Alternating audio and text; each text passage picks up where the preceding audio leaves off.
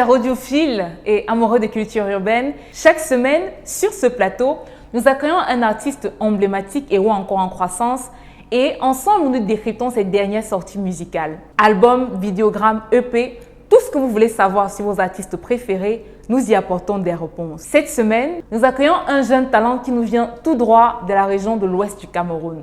Son dernier projet en date est un condensé de 8 titres aux sonorités locales très intéressantes. Je ne vais pas faire durer le suspense plus longtemps. Accueillons sans plus tarder celui que l'on appelle Dashi.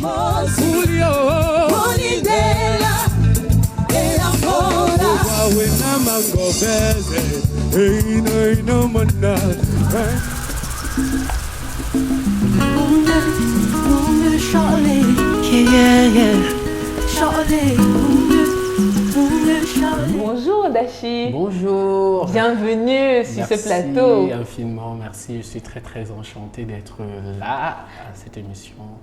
Waouh, le décor est super. Merci beaucoup, merci. Nous également, nous sommes très enchantés de t'avoir aujourd'hui. Quelle est ton histoire avec la musique? Comment tu te retrouves à faire de la musique? C'est vrai que très tôt, j'ai commencé, je flirtais déjà avec la musique puisque à côté de nous, il y avait des chorales, des musiciens folklore, quand tu grandis au village, il y a forcément de la musique un peu de partout, la musique traditionnelle. Mais je ne m'y intéressais pas trop, j'étais plus intéressé par la danse. Ensuite, quand je fais 4e au lycée classique Bafoussam, j'avais une amie qui s'appelle Ngorje Baye Grace. Elle chantait super, tellement bien, elle chante toujours d'ailleurs tellement bien. Un jour, on était en classe, pendant une pause, elle chante une chanson gospel là. Je ne sais pas trop quoi. J'ai eu comme un déclic. Je lui ai dit, je vais chanter comme toi, apprends-moi. Elle a dit que pourquoi pas. Si je peux t'apprendre, viens. C'est comme ça qu'après les cours, on faisait des répétitions et elle tout. Elle me montrait ce qu'il fallait apprendre la musique et tout. C'est comme ça que mon histoire a commencé. Et puis j'enchaîne avec tout ce que j'ai dû enchaîner. Merci beaucoup à cette amie. Merci. Mais c'est assez curieux parce qu'on voit les débuts, ils ont l'air quand même assez timides. Mais en 2019, quand même, tu participes à une compétition. Ouais. Et tu gagnes cette fameuse compétition qui est Music Star. Est-ce que tu peux nous en dire plus? Qu'est-ce qui te pousse à participer à cette compétition? Et qu'est-ce qui pour toi fait la différence avec les autres candidats? Parce qu'il y en a près d'une centaine. Des milliers. On était 5000 cette année. Je ne sais réellement pas ce qui a fait la différence, mais vraiment, c'est peut-être Dieu, on va dire ça comme ça. Ce qui me pousse réellement à participer à Music Star en 2019, c'est que cette année-là, j'avais décidé j'ai eu comme une révélation, j'avais décidé que la musique sera ma route, sera ma carrière en fait. Et j'ai pas eu la chance qu'un producteur me découvre ou découvre ce que je sais faire. J'ai regardé, j'ai dit cette année-là, je vais lancer ma carrière par tous les moyens, à tous les prix. Bon, vous avez compris. Ouais. Et quand j'ai regardé au Cameroun, Music Star était la seule plateforme qui donnait cette exposition sur le plan national et sur le plan international. Et je me suis dit, pourquoi pas? Je vais aller me confronter à d'autres musiciens pour espérer, même si tu ne gagnes pas, au moins tu auras appris et au moins quelqu'un pourra peut-être te repérer. Et avec beaucoup de chance. Et du talent. Et du talent aussi. Mais tout le monde était talentueux. Je sais réellement pas ce qui a fait la différence. Peut-être c'est parce que je suis un peu décalé, que ce soit dans mes choix musicaux ou ma personnalité, on va dire ça comme ça. Mais quelle qu'en soit la chose, je lui dis merci aujourd'hui. Ça c'est super. Maintenant, après Music Star, qu'est-ce qui a changé dans ta vie après la compétition? Beaucoup de choses ont changé. J'ai de la reconnaissance. C'est vrai qu'avant Music Star, j'étais quand même reconnu dans le milieu artistique, mais beaucoup plus au niveau de la danse. Ouais. Donc, comme je suis chorégraphe, danseur et tout. Mais après Music Star, d'autres personnes ont dit que tiens, le gars qu'on voyait danser partout là, il sait aussi chanter. J'ai de la reconnaissance. Des personnes avec qui j'avais travaillé au préalable, ils m'ont davantage fait confiance. D'autres personnes ont la confirmation parce que c'est vrai qu'il y a mes amis qui savaient que je chantais, même si je ne m'y intéressais plus trop. Confirmation, il y a quand même l'argent aussi. Ça c'est important aussi. Ouais, c'est quand même important. Une plus grande exposition, parce que c'est un sacré tremplin. Encore quoi. C'est juste ça. Et il y a eu ce projet? Ouais. Il y a eu ce projet que tu as décidé d'appeler Ngingwon? Ngingwon. Ngingwon. Voilà. J'espère que je prononce bien. La première personne qui le prononce. Merci. Au deuxième essai. Alors, pourquoi avoir décidé d'appeler ce projet Ngingwon? Et pourquoi avoir choisi de l'écrire en langue? Moi, je pense qu'on doit valoriser nos langues. Et si on ne les valorise pas, qui va le faire en fait? Moi, Ngingwon, ça veut dire la voix des peuples en Néerapelon. Le Néerapelon, c'est une variante du Omala. Du Omala, la langue parlée dans le département de l'Ouest Cameroun. Exactement. Oui, ça veut dire la voix des peuples. Moi, je me définirais comme cette voix-là, ou bien je vais être cette voix-là qui représente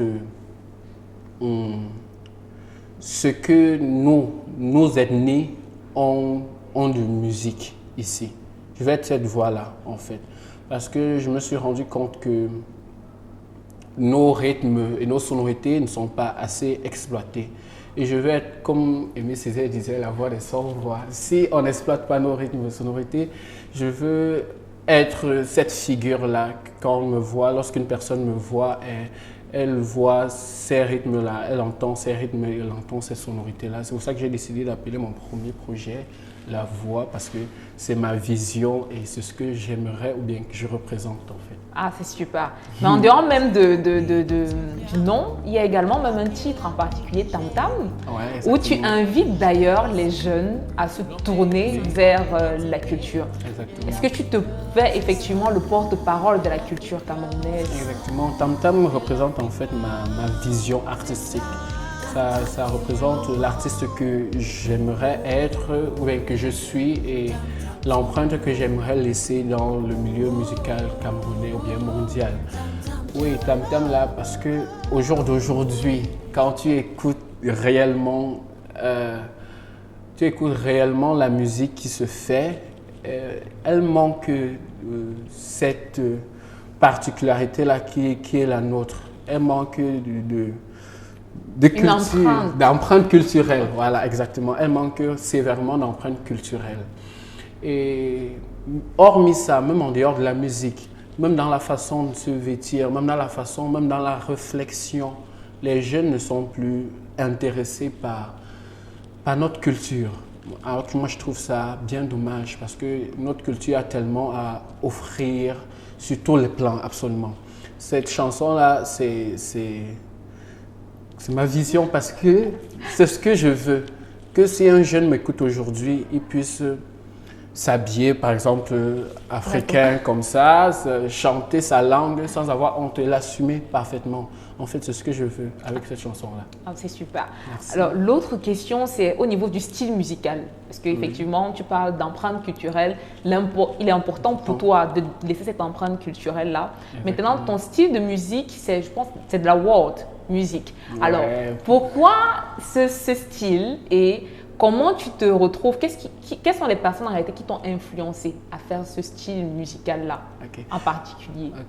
Je préfère d'abord appeler ça comme Ruben Binam, Pan-African Groove. Parce que dans la world music, c'est un peu plus évasif. On ne sait pas trop ce qu'on retrouve dedans. Je préfère appeler Pan-African Groove parce que c'est vraiment ce qui définit ma musique.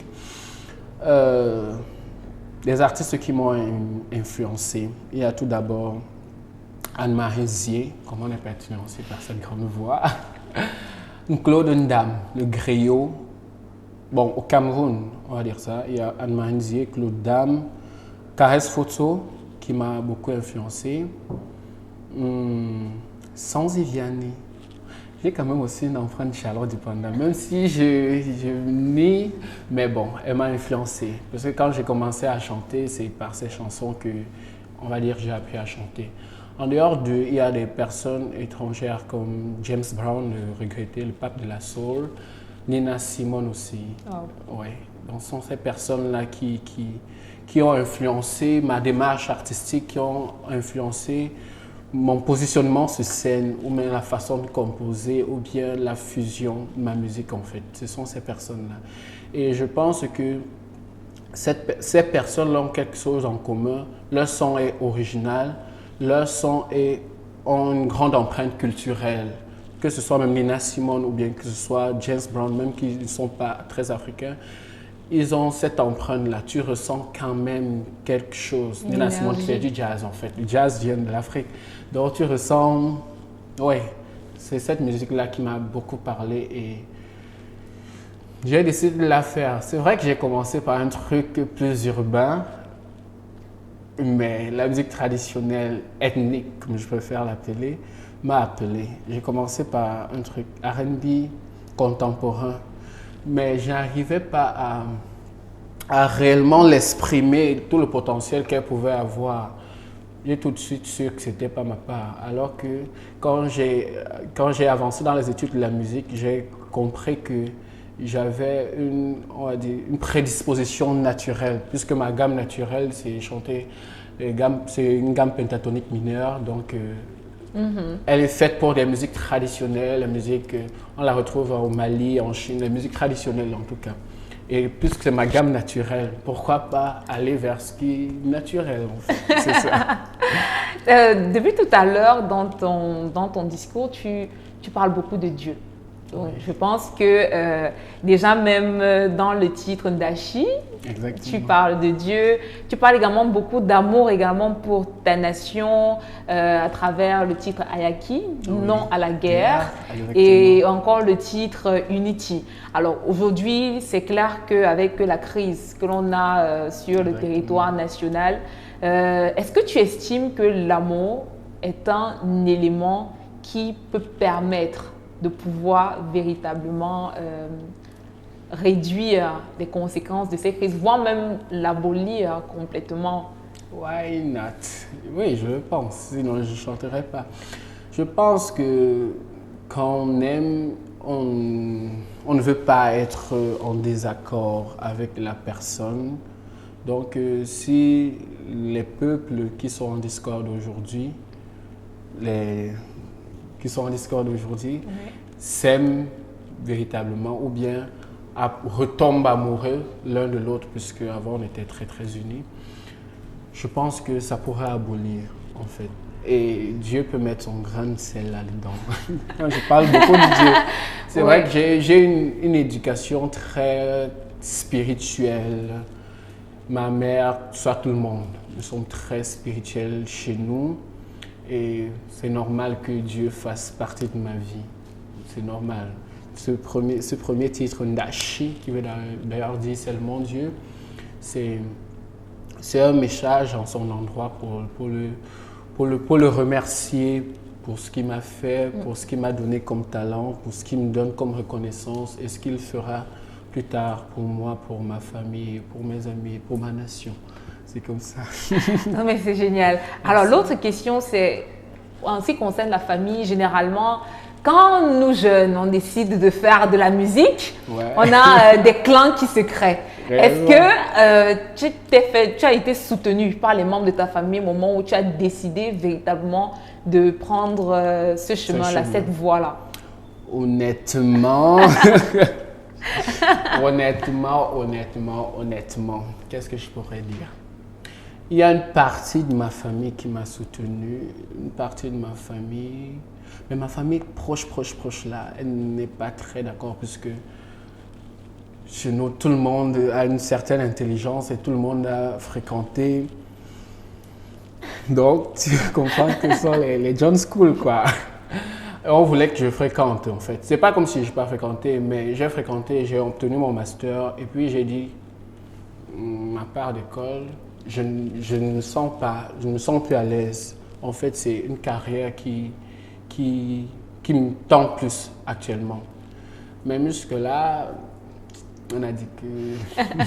Je pense quand même qu'après avoir gagné Music Star, le sentiment a un tout petit peu changé. J'ai quand même, mais ma mère particulièrement, ma mère et ma tante, mes mères qui m'ont élevé, elles ne sont pas toujours d'accord parce que la musique, le monde du showbiz avec tous ces clichés et elle veut toujours que je fréquente.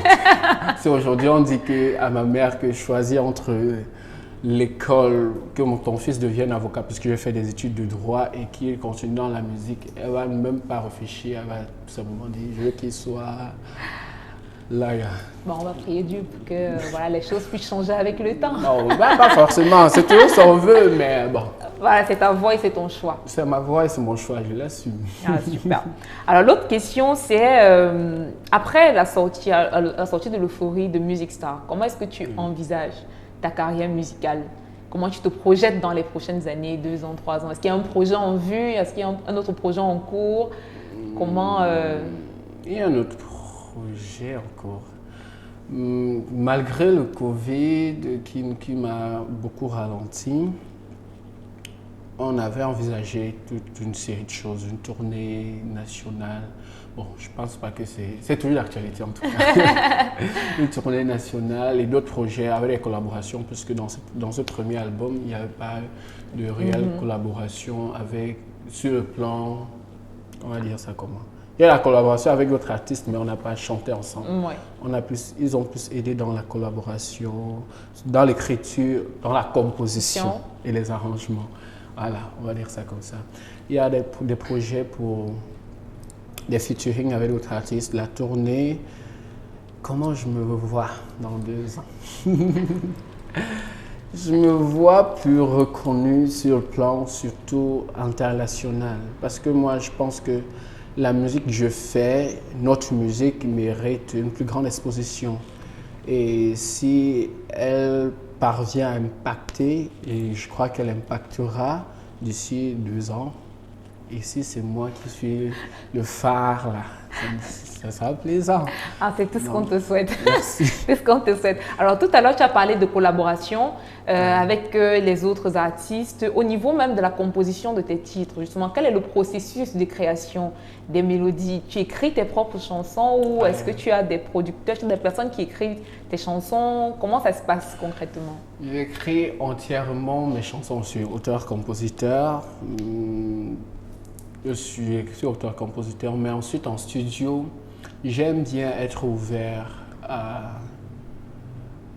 la collaboration, on va dire ça comme ça. J'aime bien être ouvert à la collaboration. C'est vrai que je sais ce que je veux comme musique, donc je sais ce qui va sonner, mais je suis ouvert, surtout dans le thème, dans tous les domaines, je suis ouvert à la collaboration. C'est ce qui fait que il y a plusieurs compositeurs, par exemple, dans ce projet, comme Ruben Binam, il a fait les compositions, les arrangements. Salatiel, il a fait les compositions, les arrangements. Il a co-composé, co-arrangé, pareil que Ruben Binam. Big Joe, pareillement. Ils ont co-composé et co-arrangé, mais sinon, j'ai créé. Donc, j'ai réfléchi à la mélodie et comment je veux que ça soit orchestré et tout, les mélodies. J'arrive au studio, je donne ce que j'ai à donner. Maintenant, je dis, voilà, faites le travail. Un multi-talent alors. Ouais, quand même. C'est assez polyvalent, on va dire ça. Alors, de ton répertoire, quel est le titre que tu penses être ton orgasme auditif? Est-ce que tu peux nous l'interpréter? Je pense que ça va... Tam Tam. Ouais, c'est ma plus ancienne chanson et... c'est mon orgasme auditif. Vas-y, you have the floor. Bawo kwangange meketi po mba punta memekena Bawo ngano meke o finero kwa ube o tonero kwa ube no faum nangun jawange ils savent d'où ils viennent, leur culture n'est pas la tienne. Tam tam kerale oh tam tam tongolo oh tam tam keralo oh tam tam tongolo oh yeah. Merci. Bravo, merci. Quelle magnifique interprétation. Merci. Alors, merci infiniment. Merci. Merci d'avoir peut-être prêté au jeu. Chers abonnés, nous arrivons au terme de cette émission. Merci infiniment pour tous ceux qui ont pris la peine d'écouter jusqu'à la fin. Le projet, le premier album, Nedashi, il est disponible sur les différentes plateformes d'écoute. Donc, n'hésitez pas à vous connecter et à l'écouter. Et à l'acheter aussi. Également, n'hésitez surtout pas à vous abonner à nos différentes plateformes Instagram, Twitter et ou encore Facebook pour avoir les nouveautés sur cette émission Mon orgasme auditif. À très bientôt. Yeah. Yeah.